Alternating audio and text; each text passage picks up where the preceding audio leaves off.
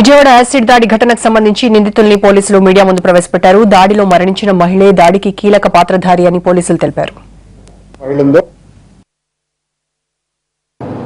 ఎవరైతే ఇప్పుడు చనిపోయిన మహిళ ఉందో ఆమె ముఖ్యంగా కుట్రదారు ఈ కేసు మొత్తానికి. ఆమె విక్టిమ్ కాదు, ఆమె ముఖ్యమైనటువంటి ముద్దాయి. చనిపోయింది కాబట్టి ఇక ముద్దాయి కాదు, ఆమె ముఖ్యమైనటువంటి కుట్రదారు. భర్తను వదిలేసి చాలా రోజులైంది, ఇంకొక అతనితో సంబంధం ఉంది, ఇప్పుడు ఇంకొక అతనితో సహజీవనం చేస్తోంది. అతను తనని సరిగ్గా చూడడం లేదు, హింసిస్తున్నాడు అని చెప్పి ఇప్పుడు ఈ ముద్దాయి ఎవరైతే ఉన్నారో శోభనాథుడు అనే అతనితో అక్రమ సంబంధం పెట్టుకుని ఈ అంతకుముందే సహజీవనం సాగిస్తున్నటువంటి రాజేష్ని వదిలించుకోవాలనుకుని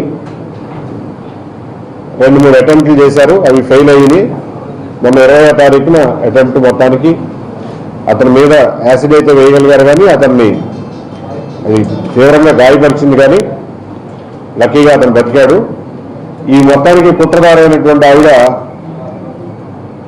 ఆవిడకి ముందే తెలుసు కదా ఎదురుగా బండితోనే వాడి మీద యాసిడ్ పోస్తాడని. సో తన మీద ఎక్కడ పడుతుంది అని చేతులు అడ్డం పెట్టుకుంది, మొహానికి అడ్డం పెట్టుకున్నప్పుడు చేతులు 2 బండి పట్టుకోకపోవడంతో బ్యాలెన్స్ తప్పిపోయి కింద పడిపోయి హెడ్ ఇంజరీ అయ్యి, డివైడర్కి తగిలి హెడ్ ఇంజరీ అయ్యి అలాగే కోమాలోకి వెళ్ళిపోయి చనిపోయింది.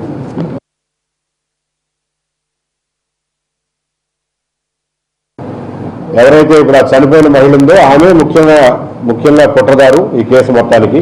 ఆమె విక్టిమ్ కాదు, ఆమె ముఖ్యమైనటువంటి ముద్దాయి. చనిపోయింది కాబట్టి ఇక ముద్దాయి కాదు, ఆమె ముఖ్యమైనటువంటి కుట్రదారు. భర్తను వదిలేసి చాలా రోజులైంది, ఇంకొక అతనితో సంబంధం ఉంది, ఇప్పుడు ఇంకొక అతనితో సహజీవనం చేస్తోంది. అతను తనని సరిగ్గా చూడడం లేదు, హింసిస్తున్నాడు అని చెప్పి ఇప్పుడు ఈ ముద్దాయి ఎవరైతే ఉన్నారో శోభనాథుడు అనే అతనితో అక్రమ సంబంధం పెట్టుకుని ఈ అంతకుముందే సహజీవనం